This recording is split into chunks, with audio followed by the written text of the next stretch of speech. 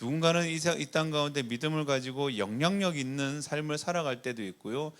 누군가는 믿음을 가지지만 누군가에게 영향을 미치지 못하는 삶을 살 때도 분명히 있습니다. 누군가와 부러워할 만한 삶을 사는 신앙인들도 있고요. 또 누군가에게 어쩌면 또 뭔가 꾸어야 되고 또 신세를 져야 하는 생활을 하는 신앙인들도 분명히 있어요. 그럴 때 우리가 이렇게 생각해요. 하나님이 쓰는 사람들은 좀 특별한 사람들인가? 특별한 능력과 재능, 또 특별히 사랑하는 사람들인가?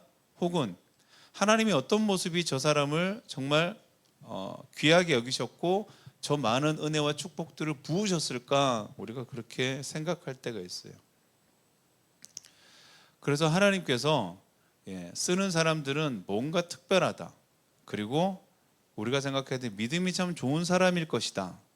이렇게 생각을 해요. 그래서 우리가 지금 겪고 있는 힘들고 어려운 시간들이 이것이 다 하나님께서 장차 우리를 쓰기 위해서 우리를 훈련시킨다고 생각할 때가 분명히 있습니다.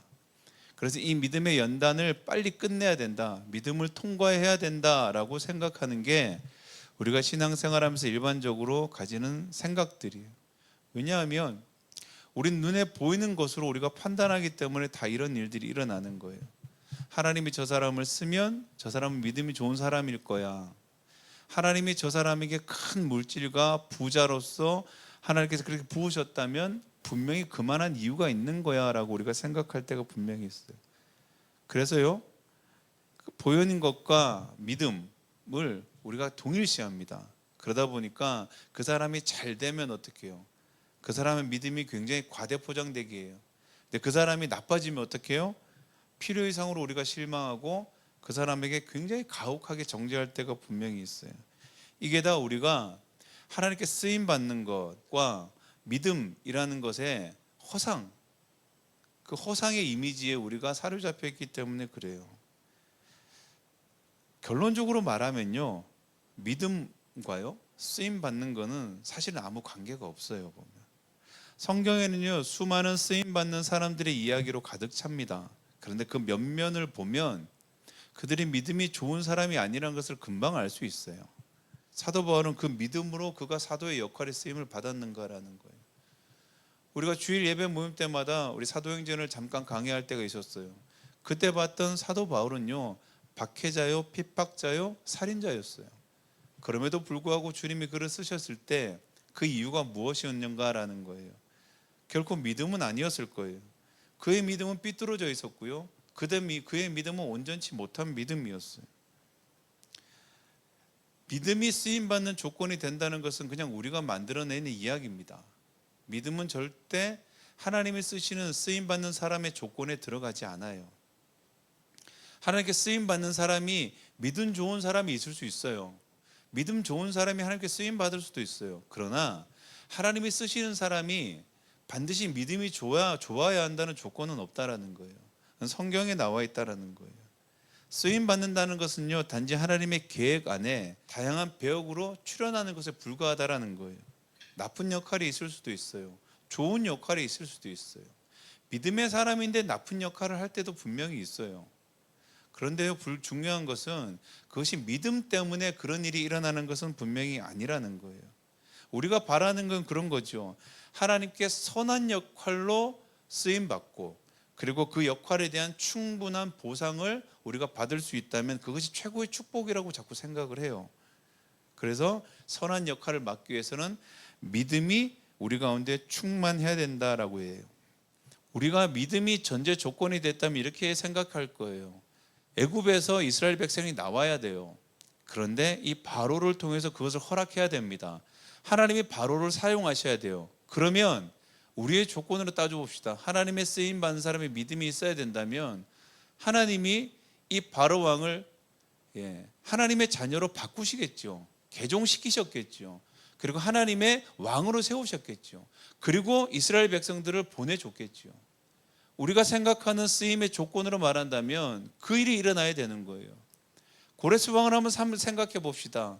이스라엘이 이제 포로 시대를 마치고 그 땅으로 귀환할 때 고레스 왕이 감동해서 이스라엘 백성들을 놓아줬어요. 귀환을 허락해 줬습니다.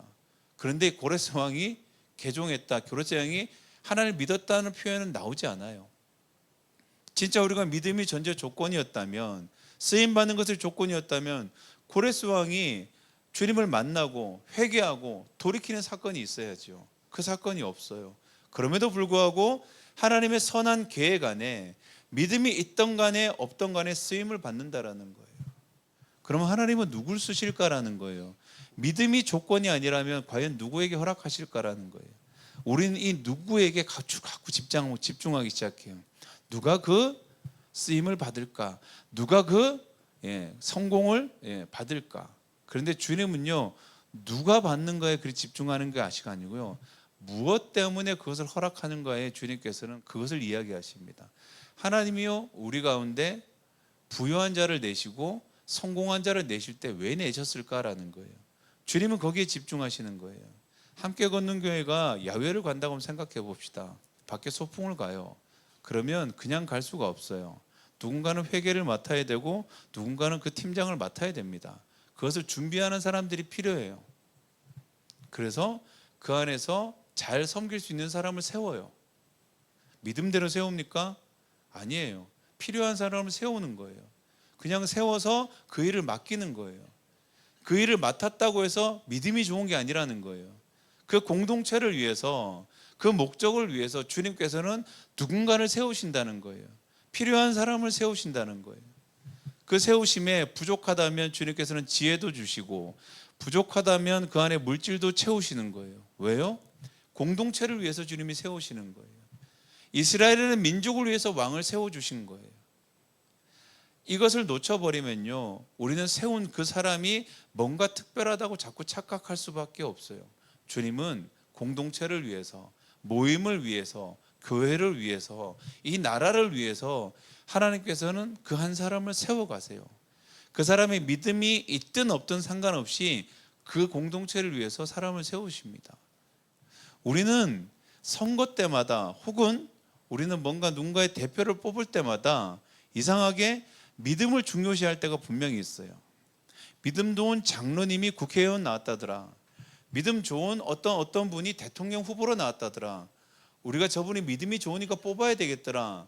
물론 신앙인이 그 자리에 가서 하나님을 신실하게 섬기는 건 좋아요. 그럼에도 불구하고 그 자리에 가는 조건이 믿음이라고는 누구도 얘기하지 않는다는 거예요. 주님도 그렇게 쓰시지 않았다라는 거예요. 보면 오늘 성경이 말하고 있습니다. 하나님께 쓰임받는 사람의 조건이 믿음이 아니라 하나님은 그 사람을 왜 쓰시는가? 이유가 있어서 쓰시는 거예요. 공동체를 위해서, 그 나라와 민족을 위해서, 그 주변 사람들을 위해서 주님께서는 그렇게 한 사람을 사용하신다라는 거예요.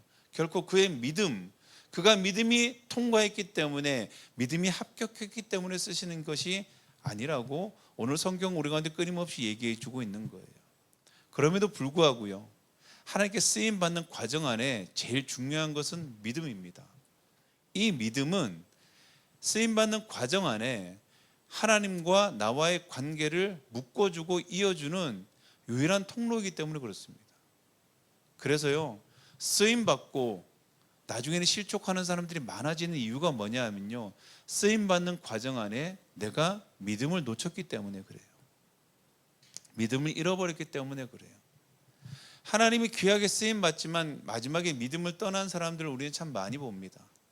뜨거운 열정을 가지고 선교 사역에 임했지만 나중에는 주님을 부정하고 주님을 떠나는 사람도 부지기수로 많이 있습니다. 목회의 과정 안에서도, 그리고 신앙의 삶 가운데서도 어느 순간 우리가 귀하게 쓰임 받고 정말 열정적으로 쓰임 받았던 사역자들을 우리는 많이 알고 있습니다. 그런데 어느 순간 실족하고 주저앉아서 주님을 떠난 사람도 우리는 많이 봤습니다. 왜 그렇습니까? 라는 거예요. 쓰임 받는 과정 안에서 믿음을 놓쳤기 때문에 그래요. 쓰임 받는 사람의 조건이 믿음이 아니지만 쓰임 받는 과정 안에서 믿음을 놓치면 주님을 떠나는 일들이 일어나는 거예요. 베드로가 이렇게 쓰임 받았어요. 주님을 배신하는 역할로 쓰임 받았어요. 예수님께서 베드로에게 얘기하셔서 너는 닭이 3번 울기 전에 나를 3번 부인할 것이다. 이렇게. 넌 나를 배신할 것이다. 그런데 내가 너를 위해 기도하노니 어떻게요? 네가 이제 이 사건 이후에 돌이켜서 이제 네 형제들을 더 권면하고 굳세게 하여라, 이렇게 얘기하는 거예요. 베드로에게요, 이 예수님을 배신한 사건은요, 그에게 맡겨진 역할이었어요. 그는 어떻게든 그의 믿음과 상관없이 예수님을 부인하는 역할을 맡은 거예요. 똑같은 역할을 맡은 사람이 있습니다. 가룟 유다예요. 그는 예수님을 파는 역할을 맡았어요. 누군가는 예수를 넘겨줘야 됩니다. 가룟 유다가 아니더라도 누군가는 예수님을 팔 거예요. 그 파는 역할이 가룟 유다에게 있었어요. 가룟 유다에게 주님 뭐라 그러십니까? 네가 나오지 않았으면 얼마나 좋았을까. 그를 위해서 측은하게 여기십니다. 근데 베드로에게 오늘 어떻게 여기셔요? 그냥 네가 그 일이 있을 것이니까 너는 그 일을 돌이킨 다음에 네 형제를 굳세게 하라, 이렇게 얘기하는 거예요.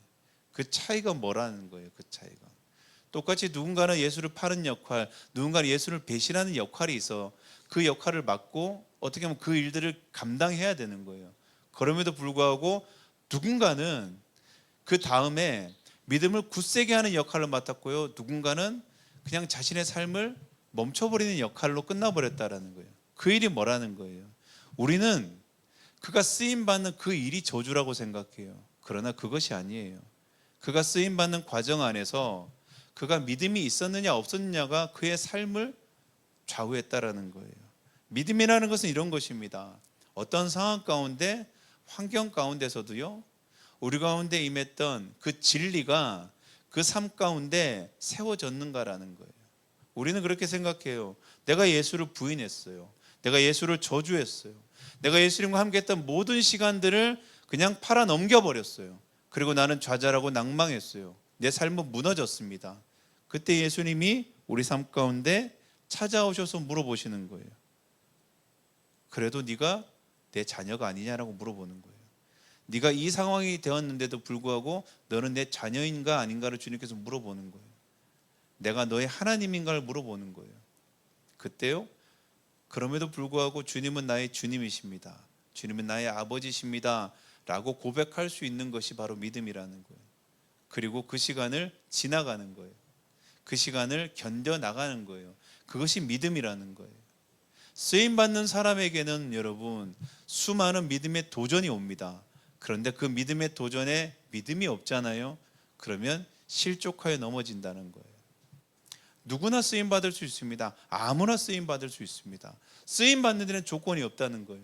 하나님의 계획하심 안에 하나님이 그를 들어 쓰시겠다 그러면 돌들을 들어서도 찬양을 받으시겠다고 주님은 말씀하십니다. 에스더 4장 14절에요. 모르드게가 에스더한테 이렇게 얘기하는 거예요.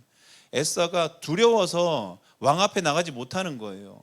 왜냐하면 왕 앞에 왕이 부르지 않는 가운데서 누군가 왕 앞에 나간다면 그는 참수당하는 일이 일어나기 때문에 왕 앞에 못 나가는 거예요. 그런데 하만이라는 악한 관리가 이스라엘 민족을 아주 말살하겠다고 지금 계획을 꾸미고 있는 거예요. 지금 절체절명의 시간입니다. 에스더가 왕 앞에 나가서 그 일을 고해야 돼요. 그런데도 불구하고 두려워서 못 나갈 때 이스라엘 민족의 지도자예요. 모르드게가 에스더 왕후에게 이렇게 얘기합니다. 이런 때 왕후께서 입을 다물고 계시면 유다 사람들은 다른 곳에서라도 도움을 얻어서 마침내는 구원을 받고 살아날 것이지만, 이렇게 얘기해요. 당신이 하지 않더라도 이 일은 누군가가 할 것입니다. 하나님은 누군가를 들어서셔라도 그 일을 이루실 것입니다. 왜? 하나님이 이 일을 완성하실 것을 우리 가운데 말씀하셨기 때문입니다.